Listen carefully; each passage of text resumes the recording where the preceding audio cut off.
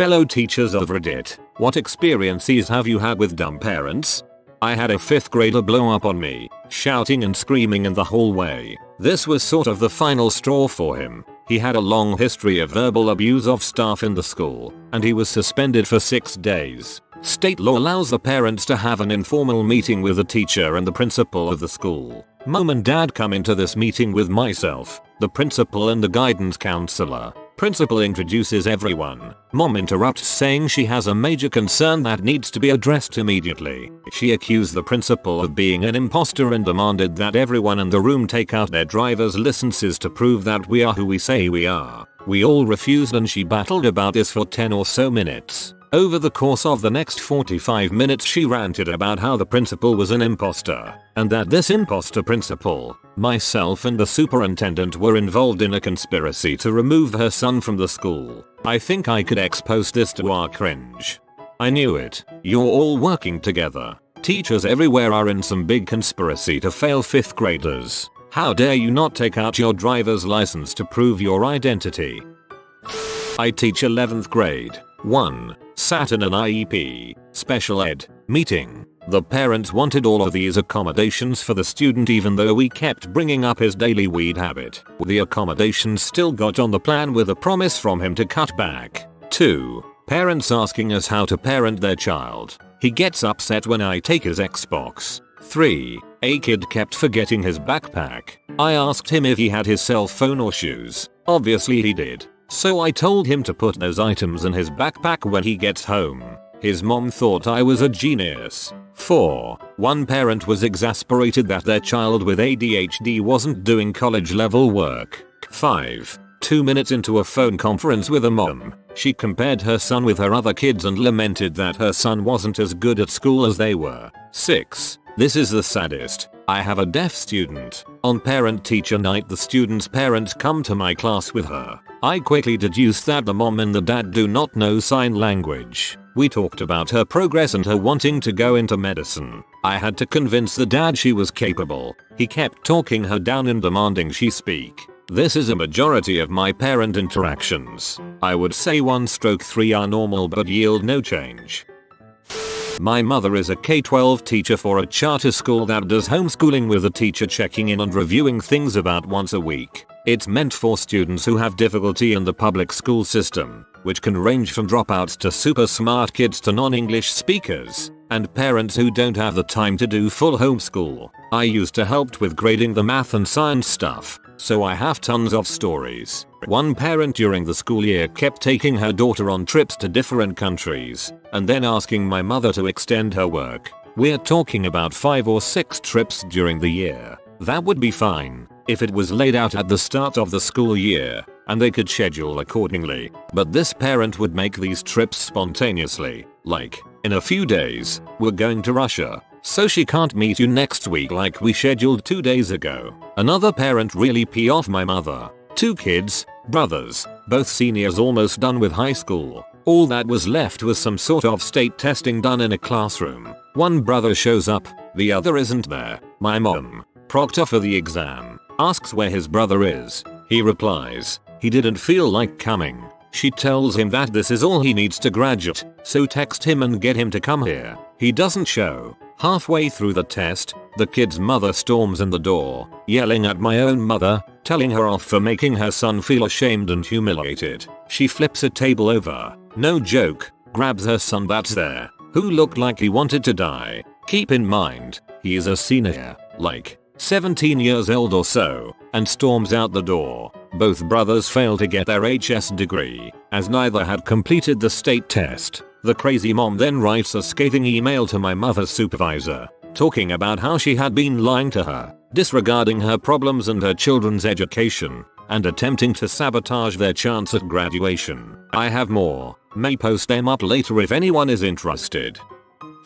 Not me, but a situation that happened in my school. We get a new student the last week of May with only 4 weeks of school left. In this school year, this student has only attended 1/2 weeks of school due to school anxiety. He has a whole team of professionals, his mother, and a one-on-one aide that work with him. This is also his 3rd school, kicked out of his 2 previous ones, and he is in 2nd grade. He had a generally good first day, fist bumped his teacher, did a little bit of stuff, then went home and told his mother that it was the worst day in his life. Mom comes to school all up in arms about how we're ruining her precious little snowflake. The next day, his classroom teacher tried to get him to do some writing with her. The kid looks straight in her eyes and says, "My mother said I don't have to do anything. Are you calling my mother a liar?" Cue mother the next day, all up in arms, because the teacher called my precious snowflake a liar. So, due to his school anxiety, he doesn't have to do any work,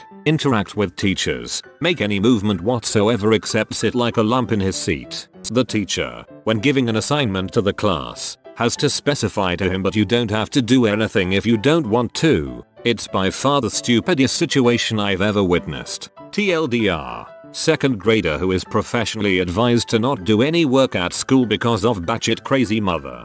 I hope he fails. Yeah, kid, you do the work if you want, but no work equals 0%. I don't want to call any parents dumb. In my experience, they're mostly doing the best they can for their kids, even if that best isn't what we'd hope for. However, I did have a student who came to my student teaching classroom 2 grades below reading level, and similarly behind in other subjects. She really wanted to learn, but she had some cognitive issues that didn't qualify her for special ed but meant that she required a lot of time and personal attention to learn well. For that entire school year, I worked individually with her before and after school, while she was waiting for the bus or after she'd been dropped off, and often during her recess and art gym library, which she asked me to do because she wanted to learn and wanted the one-on-one attention. She improved markedly in reading and in writing, which is what we were concentrating on. She wasn't caught up at the end of the year, but she was a heck of a lot closer. She failed the year, but because she had a speech issue, her parents could decide to send her to the next grade anyway. I tried to convince her parents that she should be held back a year, because with another year of intensive help, which I was going to find a way to secure for her, I thought that she could be close to or on grade level,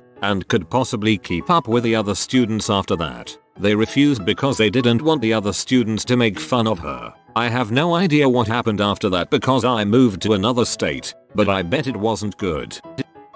I used to work at a daycare for kids aged 18 months 3 years. There was one little 3-year-old boy that used to call all the teachers stupid B and C. He also had extreme anger problems that led to violence towards the other kids. He would often hit, kick, spit and choke out other kids. Despite this, he could be the absolutely sweetest boy, and craved being held by teachers and one-on-one time where he could get full undivided attention. We all dedicated ourselves to making sure we gave him special time to work on these issues. His dad was in jail and he would often talk about how scared he was to be put in prison, and other issues at home. We discussed this with the mom and asked her to help with his anger by helping him find other ways of expressing it, as well as work on his swearing. All she said was she tries to work on his swearing but he sees it on TV and she can't help that, and that he inherited his anger issues from his dad, who was both verbally and physically abusive towards her, hence why he was in jail. It was so frustrating to work with a woman who didn't think she could control what her 3-year-old son watched on TV,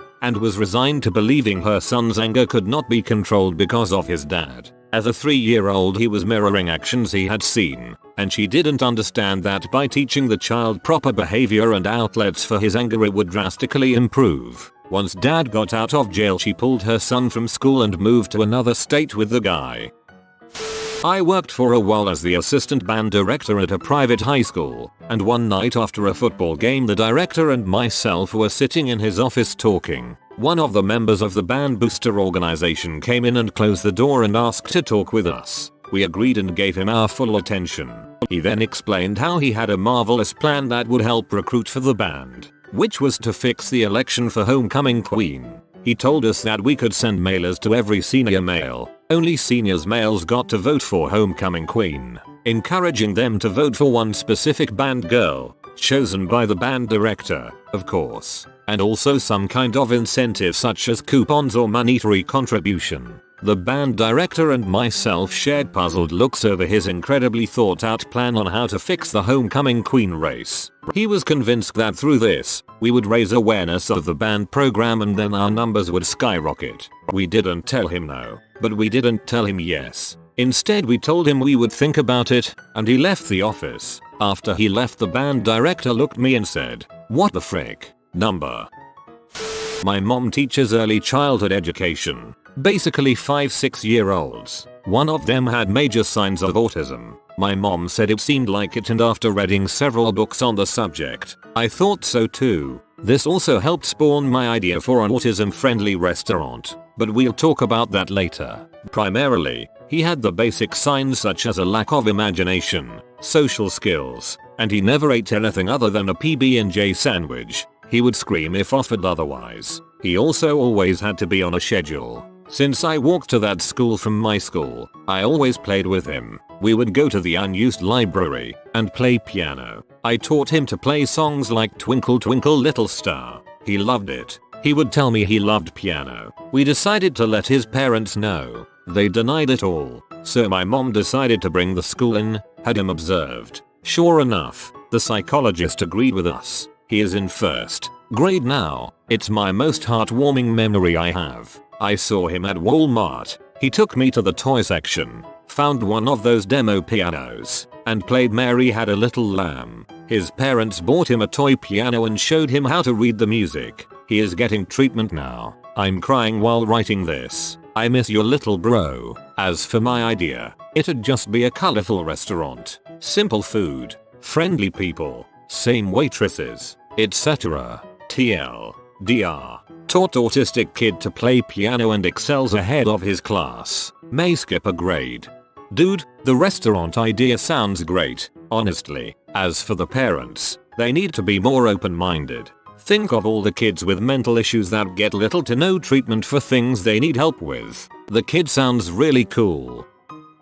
Not real names. My mom is K and the other teacher is A. My mom told me when I asked her the question. It was her first year teaching 5th grade, and she gave her kids a spelling test. She caught a student cheating on that test by changing his answers after grading and insisting it was there before, despite eraser marks, and decided to talk to the student and the parents. My mom is really laid back and often would give her students second chances that the other teachers, who are all stricter than her, would not give. So anyways, my mom calls the parents and says, "Hi Mr. Smith. I'm calling to inform you I caught your son cheating on a test. Since this is his first time, I will allow him to retake it tomorrow during recess in my class." The dad was furious. He started yelling that his son would never do such a thing and how my mom was a horrible teacher and started cussing her out. So my mother asked another teacher who had been teaching for a while for help. The other teacher decided to get the principal involved and show the dad how his tantrums will not get him what he wants in this school and how his childish actions make it worse for his son. The principal called the dad and said, "Hello Mr. Smith. Due to your disapproval of K's teachings and punishments, we feel it would be best for your son to go to Mrs. A's class instead." The dad, thinking he got his way, agreed. What the dad did not know was that the son's new teacher was the strictest in the school and was infamous among the kids. So the boy switched classes, but he was in tears because my mom was the kind of teacher who gave out prizes and never yelled, and now he was leaving that class. The son actually was okay with taking the retake, but the dad was the one who refused. My mom felt pretty bad for the kid. After the end of the day, the teacher comes up to my mom and tells her what she told the father. The teacher called and informed the father that the son will get a 0 on the test he took in my mom's class, will not be getting a retake, and that the son will have no recess for 2 weeks. And the next day, guess who called asking to have their kid put back in my mom's class? The dad probably learned his lesson, and the son probably did too. My mom is a staff assistant at a middle-income elementary school, so she sees things coming from all over the spectrum. Unfortunately, the dumb parent experience comes from a woman who raises her children as if they are all to grow up to become drug lords and pimps and take out the system or whatever. Anyways, her 7-year-old daughter is probably the most vile little girl you could imagine, and most of her vocabulary comes from the bottom-feeding perspective that her mother perpetuates. The only problem is that there is no way to punish this girl for her obscenities, because she has already been expelled from 2 schools, so the one she is at now is her only option. The child also cannot be suspended because it's entirely inefficient, because she will come back and brag to the staff at school that her mother took her out to ice cream or whatever. I would say the nail in the coffin for this girl would be her mother's enabling tendencies, because she frequently, and randomly, comes into school insisting that the, mostly white, administrators are part of some conspiracy to hold down minority students, because this girl is part of a smaller demographic in our area. I'm not a teacher. However, I witnessed a crazy parent while I was in the office during my senior year of high school. I managed to frick up my leg during gym class and couldn't walk properly. So while I waited for my mom to pick me up, I was in the office, stuck in a chair with an ice pack on my leg. About 10 minutes into my waiting, an angry woman comes storming into the office. It was only myself and front desk lady in there, with the principal, dean, and guidance counselor in their separate offices. Anyways, this lady just starts screaming at the lady at the desk, who has no control over anything other than answering phones and issuing lunch tickets. I want to know why my daughter is failing 3 of her classes. Fix it now, you stupid fat cow, the angry mother screamed at this poor, innocent lady at the desk. Naturally, all 3 of the big guys come out of their offices, each of them trying hard to usher into an office. Any office. Crazy mom wasn't having it and demanded to know why her daughter was failing. Of course, no one had an idea who her daughter was because no names were given. After 5 minutes of the crazy mom screaming at the 3 big guys, they finally got a name of her daughter. The teachers who led the classes this girl was failing was called out of their rooms. Luckily, 2 had free period at a time, so only 1 had to have their class covered. The daughter was pulled into the office as all. Crazy mom was finally ushered into the meeting room with the 3 teachers and dean and guidance counselor. They shut the door, so I didn't get to hear anything else other than a few more shrieks from the crazy mom. I was picked up shortly after that and told my mom all about it. I had to thank my mom for not being a crazy person, but then again, I wasn't failing any of my classes. Not a teacher, but my teacher and I were both chewed out by a new kid's parents in 6th grade. So this new person joined in the middle of the school year. The kid had good grades, so my teacher instructed I pass my comprehensive class notes. I was first in class, to him, so that the kid could keep a copy and catch up. His parents came to my home, took the notes, while rudely imposing themselves on my parents and making mean comments about our home. We live in subsidized government accommodation. My parents were too polite to say anything, so they handed my books over to them and kept quiet. 2 weeks later, and my books haven't been returned. I keep telling the teacher, and she sends notes home. This was back in the 90s, but to no avail. Finally, the parents come to school one day and fling my notebooks at my teacher. They call me out and at me too, saying I was an uncooperative, low-class person for not helping their son. They screamed at the teacher for favoritism. She held 2 tests which I topped, and their kid got only a few marks less, and that she had a plan to reduce her son's grades. The mother shook the teacher, and the father came and slapped me hard. I was dumbfounded. Luckily the other teachers heard the commotion and came swooping in. By the end of the day, the kid was expelled and his father reported to the police by the school. TLDR, new kid's parents attack and physically assault teacher and me because they believe the teacher is playing favorites. I was a TA in a 3rd grade classroom. We had the parents of an African American child request to meet with us at the start of the year. They informed us they did not want their son to learn anything about African American history. Nothing. They did not want him to learn about slavery, the Civil War, civil rights, MLK, nada. They felt this knowledge would hinder him in life and hold him back from reaching his full potential. The teacher and I were shocked but had to do as the parents wished. That February we studied African American history as men in school in the US do. Each time we had a lesson we had to send that boy to the library to read for 45 minutes. We couldn't tell him why or what we were doing in the classroom without him. We couldn't display any of our books or projects in the classroom in case he saw them. It was so weird and the poor kid felt so left out. I don't know whatever happened to him. He's probably in 8th or 9th grade now and for all I know still has no clue about Martin Luther King Jr. This was at a magnet elementary school with a predominantly African American and Hispanic student base. The boy in question appeared normal despite whatever his parents were teaching him or neglecting to teach him at home. He had many friends, was extremely polite, and was crazy about Batman, so I'm assuming he saw some television. We had many other African American students in our classroom, majority of the students in fact, and they were so excited come February. I mention the month because February is African American History Month in the US, and when most schools concentrate on it, they were begging to do biographies on famous African Americans. We couldn't display any of their posters though in case the one boy saw them. I worked in a classroom where the teacher was out for several months on maternity leave. One of the kids was a brilliant, hyperactive girl who would do well if she could just be a bit more self-disciplined. So we worked on it for about 6 weeks. She was getting so much better. Her social interaction with the rest of the class was great. Her classmates saw her as a horrible nuisance at first, and came to see her as the funny, smart, and caring girl she was. She was much happier because her work was getting high scores and she was getting the attention she craved and privileges that went with being a high working student. It was all roses and sunshine in the classroom. Then she came in one day with the longest face and told me her parents were getting divorced. She still did well, but was understandably not the perky girl we were used to in the class. Her mom came in and told the school that the classroom was causing her daughter to be depressed. There was an assessment given by the girl's grandmother, who did classroom assessments before she retired, so my student did not act the way she normally does.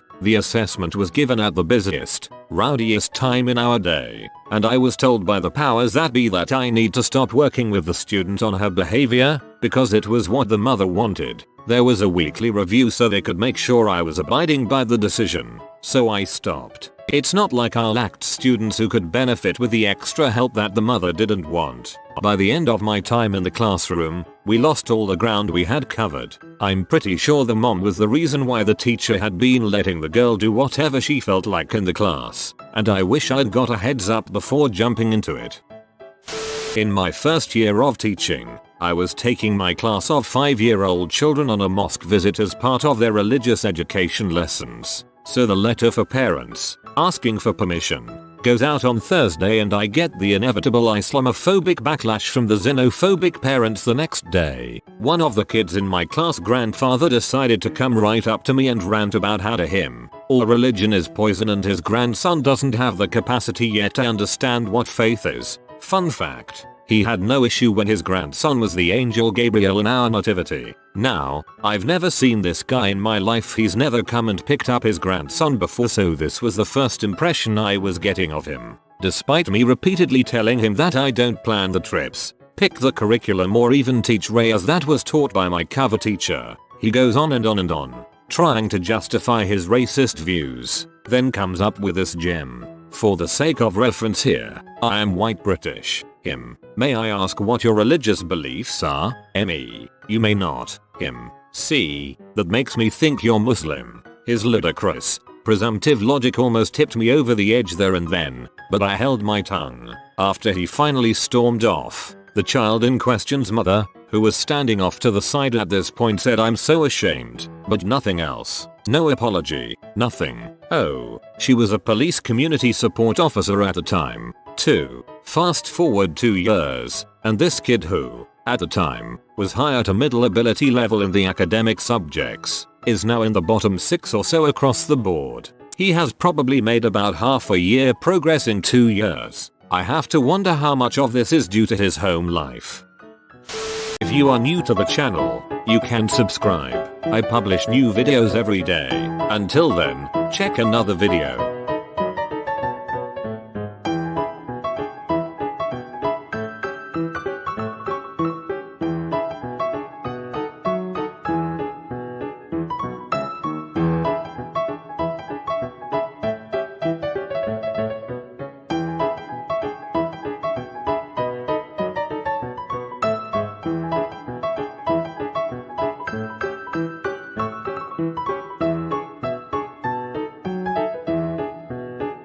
Bye for now.